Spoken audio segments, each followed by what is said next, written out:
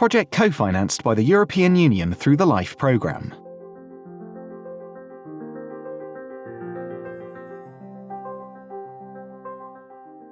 El diseño de estas balsas lo hemos hecho entre Manuel Zapatero, que es el Project Manager, y yo como Technical Assistant.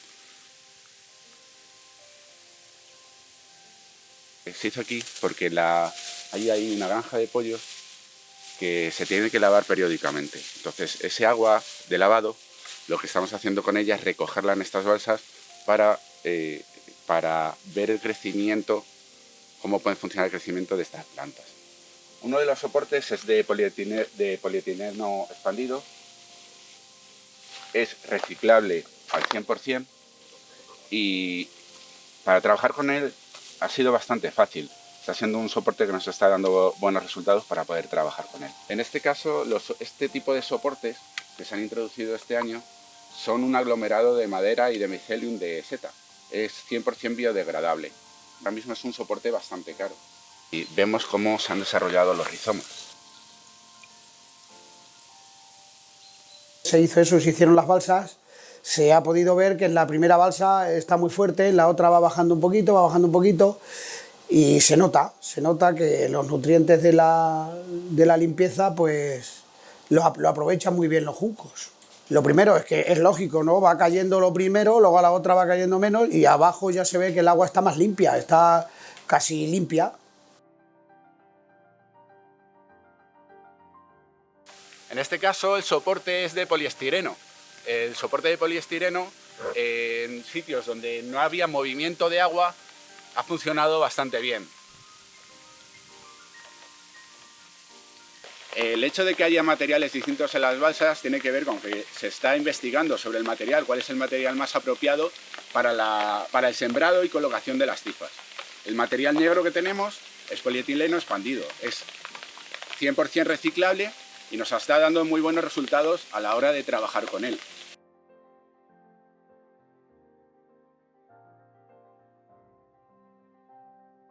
Mi nombre es Raúl Piñero, somos el equipo de trabajo del laboratorio del Centro Tecnológico CARTIR. Aquí están mis compañeros José María Sanz y Pablo Vallejo y nosotros estamos ahora llevando a cabo las tareas del laboratorio del proyecto LIFE Biomass 3+. Nuestro objetivo es producir etanol de segunda generación a partir de una biomasa novedosa que se llama Typha latifolia, que tiene un alto contenido de almidón y celulosa.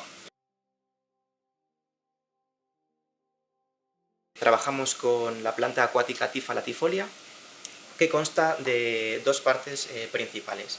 Por un lado tendríamos la parte sumergida de la planta, que consta de las raíces y los rizomas, y por otro lado tenemos la parte aérea de la planta, que está formada por los tallos y las hojas. Nosotros realizamos un secado y una molida y un cribado de esta biomasa, de tal forma que nos queda con este aspecto que podemos ver aquí en la mesa.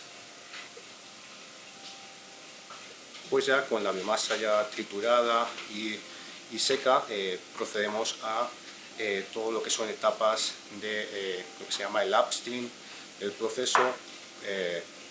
Pues upstream, pues entendemos por upstream etapas de hidrólisis enzimática, ácida y todo lo que nos lleva a la obtención de azúcares fermentables de segunda generación, sobre todo glucosa y silosa, a partir de la biomasa de partida. El análisis cuantitativo y el control de calidad lo hacemos a través de análisis por cromatografía, fase líquida, HPLC.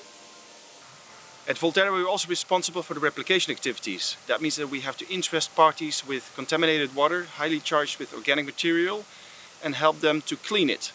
We are so far working in a chicken factory, has a lot of manure, and we're going to do an important expansion of the replication activities in Madrid with a pig farm, very heavy contaminated manure. We're going to turn it into good water for irrigation, at the same time producing biomass. We're going to expand those replication activities across Spain and across Greece, and hopefully in other countries as well.